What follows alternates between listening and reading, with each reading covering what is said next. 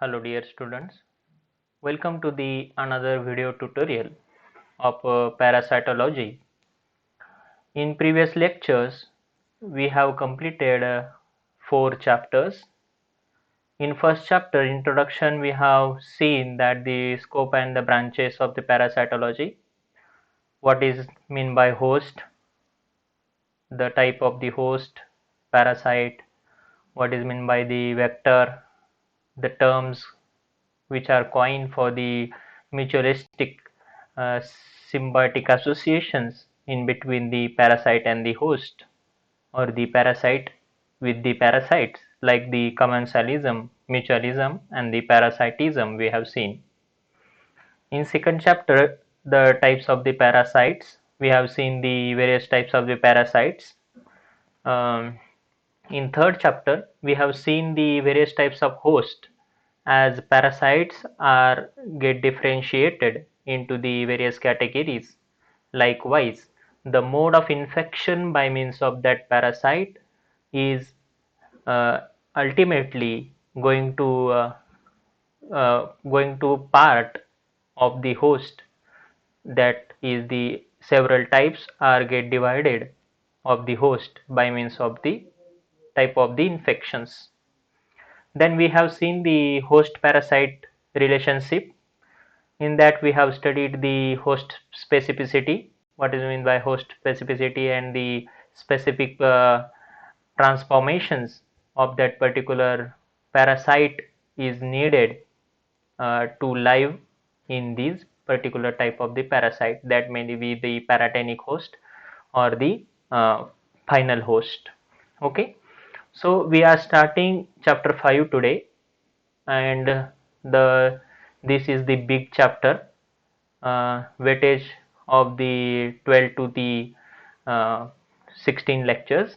Okay, so in the chapter we are going to study the various parasites and their life cycle, their pathogenicity, and control measures of that particular each parasite to get in control. And we are going to um, focused on the their treatment also, and their life cycle, and their mode of infections, and how we should aware to do not get in touch with that particular parasites. Okay, so we are going to start today the fifth chapter, that is the life cycle, pathogenicity, and the control measures of the parasites. Okay, so contents for the chapters are the we are going to study the 4 different parasites. That is, the first one is the Plasmodium vivax, that are nothing but the malarial parasites. And second one is the Entamoeba histolytica, that is the gut parasite.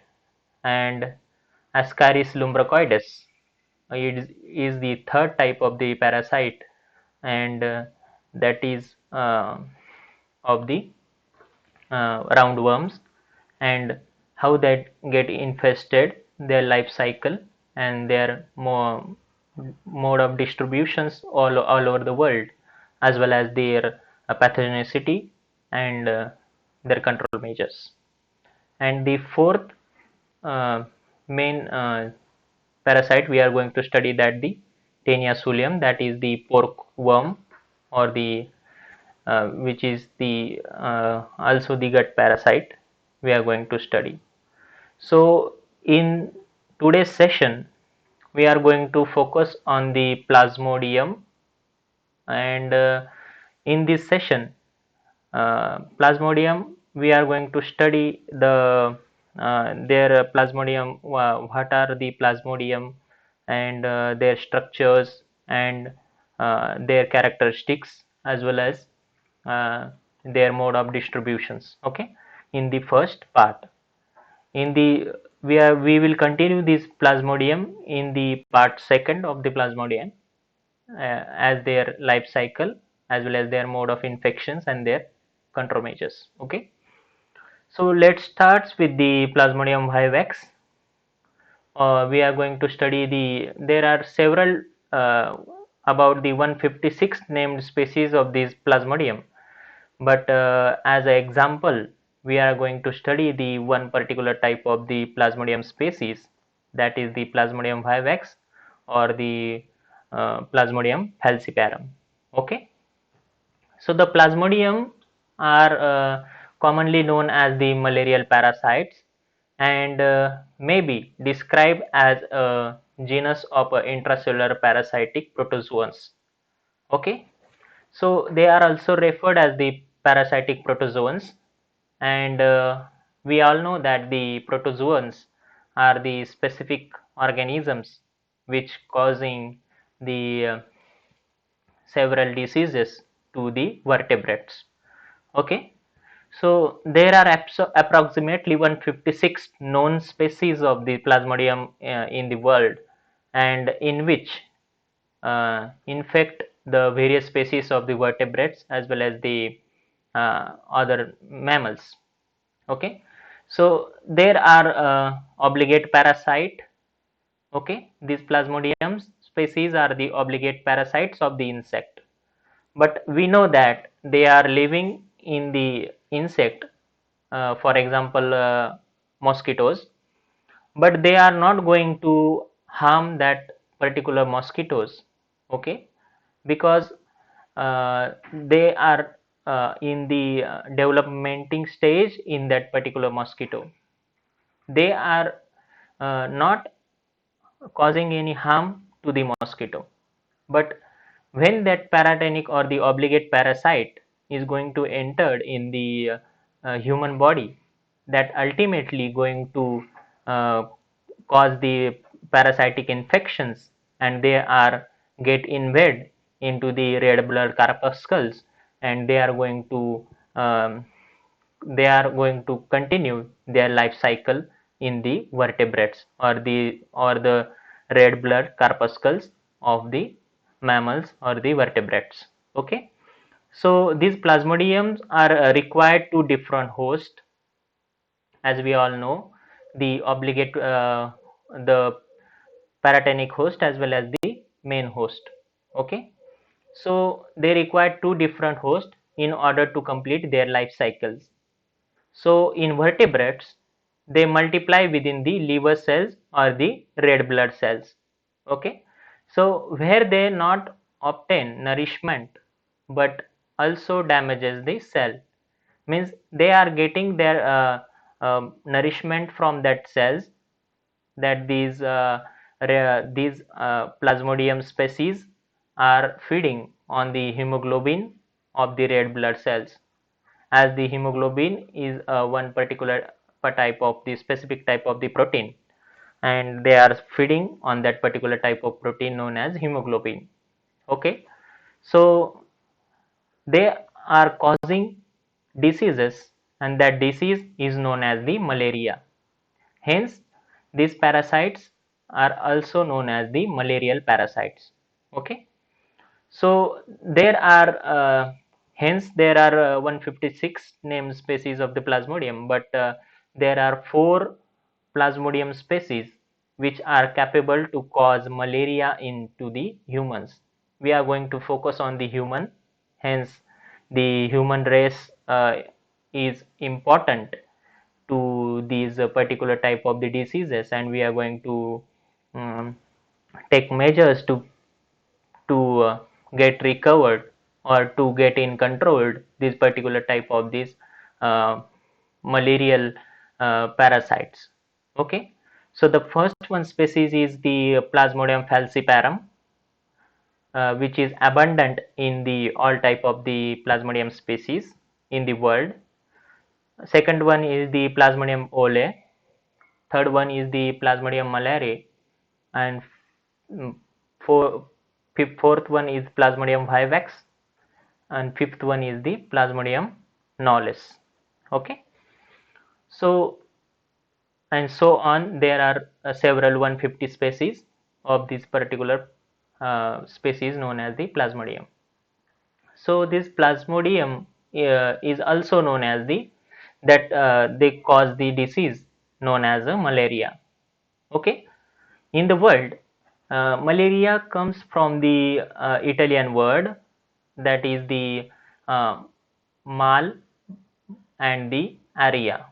Okay, so that the mal meaning in these particular Italian languages is the mal means the bad, and area means the air, that means the bad air or the bad places. Okay, so the a mosquito is infected by a parasite is not affected. What does mean by these? A mosquito is infected by the parasite, but that mosquito is not affected by means of that malarial parasite. And this is because this mosquito is unlike the vertebrates. So there is nothing similar in between the mosquito as an insect and the vertebrates.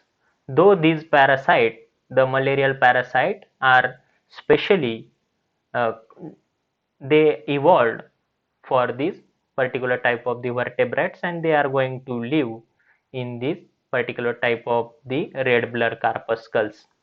So the mosquito does not have the red blood corpuscle cells, hence they do not get harm by means of these particular malarial parasites.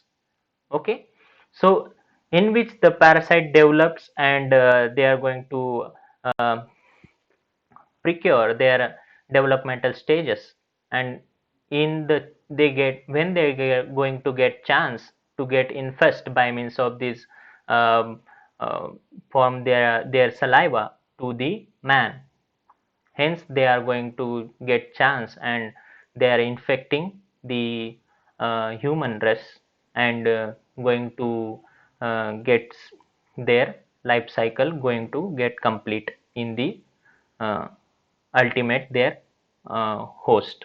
Okay, so the recently researchers discovered that the infecting female Anopheles stephensi caused significant reduction in the number of the plasmodium in the midgut of the salivary glands of mosquito. So this may therefore prove to be one of the best approaches of controlling the malarial parasite. So this will be studied in the control measures. Okay, so the general classification of the plasmodium species, that these plasmodium species is comes from the kingdom Protista. As we all know, the kingdom Protista is the kingdom consists of various single-celled eukaryotes that can be found in the both terrestrial and the aquatic environments. These Plasmodium species, the subkingdom of Plasmodium species is Protozoa, hence they are known as the protozoans, and subkingdom that consist of both free living and the parasitic single cell organisms. Okay, the phylum of Plasmodium is the Epicomplexa. Okay, so hence they comprise composed of a parasitic uh, alveolates that possesses a plastid known as the apoclast. Okay, these apiclast that supposedly used to invade the cell of the host. Okay, so this plasmodium comes from the family known as the plasmodium. This is the family of apicomplexans parasite. Okay, the genus is the plasmodium and the species is the plasmodium, as referred as the genus and the species as the binomial nomenclature, hence they known as the plasmodium vivax, plasmodium malariae, plasmodium falciparum, as well as plasmodium ole, or so on. That are the 150 more species of the plasmodium. So the geographical distribution of these plasmodium species, and the malarial causing plasmodium species. Okay, so the as you can see, these malaria is generally occurs in areas where environmental conditions allow this parasite to do their multiplication as a sexual reproduction in the particular type of the vectors. Okay, so they are malaria today is usually restricted to tropical and subtropical areas and altitude below the 1500 meters below. Okay, so these are the subtropical areas which whereas the optimum temperature for these particular type of these malarial parasites are going to as their optimum temperature, and they are going to get chance to invade uh, in these their particular their vectors. Okay, and they are getting their chance to get infested and to continue their life cycles in the subtropical areas of the world. Okay, so the Plasmodium falciparum is the predominant species in the world. This Plasmodium vivax in the other areas is also predominant, but their geographical ranges do overlap with this particular type of the Plasmodium falciparum. Hence, the Plasmodium falciparum is the predominant species in the world, and that Plasmodium falciparum is causing also the malarial disease to the vertebrates. So these two species are not always distinguishable on the basis of these morphological characters alone, but but their particular type of the distinguishable characters are going to take help of the molecular tools and will clarify their diagnosis and their exact distribution of geographical distribution of these Plasmodium species. Okay, as we can see that the Plasmodium malariae has a wide global distribution being found in the South America, uh, total Asia and total Africa continent, but it is less frequent than the Plasmodium falciparum in terms of the association with the cases of infection. That means the large number of the cases of infections is done by this Plasmodium falciparum instead of the Plasmodium malariae and the Plasmodium vivax. Okay, so this Plasmodium uh, falciparum is the abundant in the or the predominant in the world. Okay, so these cases there is another species known as the Plasmodium knowlesi is found in the Southeast Asia. This is only found in the Southeast Asia. The species name is Plasmodium knowlesi. As countries like India, as we can talk about our Asia, in that our subtropical regions of the India and Bangladesh, Nepal and the Pakistan, these are the subtropical region of the Asia, Southeast Asia. So countries like India, Sri Lanka, Bangladesh, Nepal and the Pakistan and so on uh, are the worst infested countries. There are several thousand cases per day uh, are occurred by means of this malaria. Okay, and several thousand diseases are lead to the death also. Okay, so these countries in India, states like Bihar and Uttar Pradesh suffers a greater setback by means of these infections of these parasites. Okay, so this is the global map. You can see these particular in the red brick dark red color. Okay, dark brick red color is the stable countries at the malaria risk.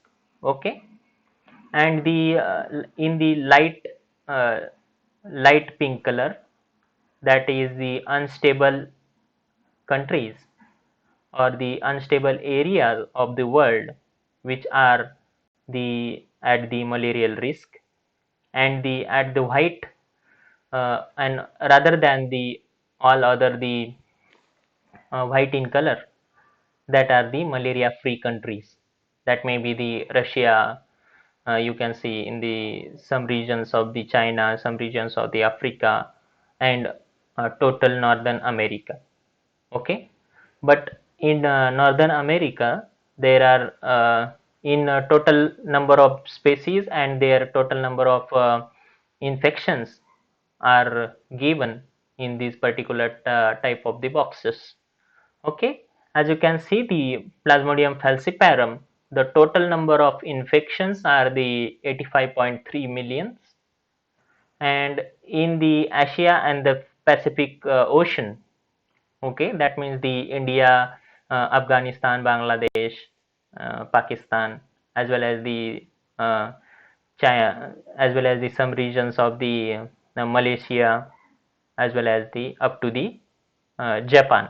Okay, so you can see there are the 50.3 millions are infested per year by means of this particular type of the Plasmodium falciparum, as well as the Plasmodium species, and get infested and get diagnosed or do not get diagnosed by means of the malaria. Okay, as you can see the severe causes are in the Africa itself. So the total number of 85 from the 85.3 million, Africa alone gets the 32 million of the infestations. Okay, so these are the at high risk of these malarial parasite. Hence, there is the optimum temperature for the growth of this particular type of the species of the mosquitoes, as well as when we become the mosquito free country, ultimately or the automatically we are going to free the uh, free of this malaria. Okay, so hope so in next decade uh, we will face these kick off this particular type of the disease known as the malaria. So the structure of a plasmodium, how that plasmodium look like, and their different stages in between their developmental stages. Okay, so as we all know, this plasmodium species or the Plasmodium vivax lives as the intracellular parasite in the red blood corpuscles that are known as the RBCs of man, and these form of the mature adult conditions called as the tropozoites. Okay, the mature adult conditions of the Plasmodium known as the tropozoites, and the species of Plasmodium are reported from the reptiles, birds, and various mammals also. Okay, so as referred to the parasite in its mature adult condition is called as the tropozoite. Okay, so the tropozoite is amoeboid. Okay, that is the single celled complete functional single cell, that is the amoeboid, and uninucleated and having vacuolated and granular cytoplasm. That means their developmental stages are in their way, that their various organs or the cell organelles are going to in the developmental stages, so that this granular cytoplasm is seen. That means the as you can see, this is the merozoite of the Plasmodium species. Merozoite is the before stage of the trophozoite. Okay, earlier stage before the trophozoite is the merozoite. As you can see in this merozoite, you can see the only one mitochondria. You can see the apicoplast, that is the in the highlighted in the yellow color, and mitochondria in the light yellow color. You can see there are some microtubules and microfilaments to get support by means of these they shown as the supportive uh, their supportive or the structural role. You can see the micromere. You are also going to see the polar rings at the tip, at the apical end, and you can see the dense granules, okay, in the blue color, that are maybe the uh, rough and rough endoplasmic reticulum, as well as the that are maybe the other cell organelles. Okay, so you are going to see in red dots that are the ribosomes, and merozoid coat, that is the hard or the un this is the particular type of the coat of the proteins to get protection by means or to by the from the our immune cells. Okay, so these are the double membrane structure of the plasma membrane, and the pellicular cristae are seen in this particular type, the merozoite of the Plasmodium species. Okay, so ultrastructure of the trophozoite, that is the after this merozoite, that is ultimately going to get convert into the trophozoite. Okay, so as you all know that the Plasmodium in the RBCs possesses a double membrane, the plasma lemma, closely applied to the cytoplasm. As you can see in this picture, that is the double membrane structures of this particular trophozoite is seen. Okay, the cytoplasm of a Plasmodium vivax contains small dense particles, probably containing the ribonucleoproteins. Okay, so that all cytoplasm is abundant by means of the ribonucleoproteins. Okay, the endoplasmic reticulum of the trophozoite is not well developed and appears as a vesicles of the variable shapes.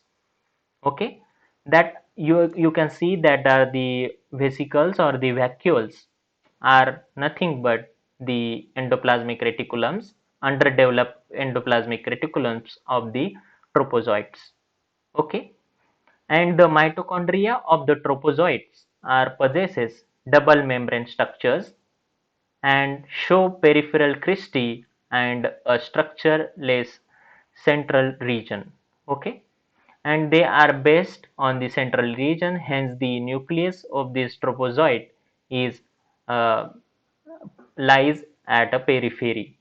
Okay, so as you can see in this particular type of the merozoite, that is the one single mitochondria is present in this particular merozoite stage of the Plasmodium. As you can differentiate, that is the multi mitochondria, that are the several multiplication of these mitochondria is seen in this trophozoite stage of these Plasmodium species. Okay, so the merozoite has only one mitochondria, while the trophozoite has the several mitochondria in their structure. Okay, when the mode of nutrition is concerned about the how that the cell is going to get nourished or the nourished. Okay, so the mode of nutrition is the sporozoic in nature. That means they are going to take the nourishment from the other cells, and they are fed as the parasite in this particular type of the hosts. Okay, So they occur by the osmotrophy, that by the osmosis they are going to get their particular type of the food.